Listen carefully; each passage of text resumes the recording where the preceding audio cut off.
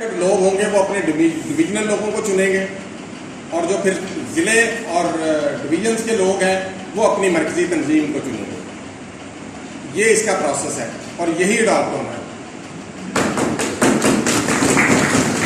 पहली दफ़ा वो ज़िलों के अंदर भी और कुछ तहसीलों के अंदर लोग ऐसे ही, और बाज़ जो हमारी मुखालफ तंजीमें हैं वो भी ये प्रोपेगेंडा करती हैं और वो भी लोगों के काम करती हैं कि जी ऐसे कर लिया वैसे कर लिया, ये ज़िले वाले तहसील वाले घर बैठे होते दे दिए। एक प्रोसेस होता है और इस वक्त मैं गारंटी से कह सकता हूँ पंजाब के अंदर कोई भी एसोसिएशन जिसका आप नाम ले लें, मैं आपको बताता हूँ अभी कि वो कितने जिलों में है और कंप्यूटर टीचर एसोसिएशन 36 के 36 जिलों में बनी है। जो बड़े बड़े संगठन बने फिरते हैं तो उनका नाम ले, मैं बताता हूँ वो 5 या 6 जिलों के अलावा आगे नहीं जाते।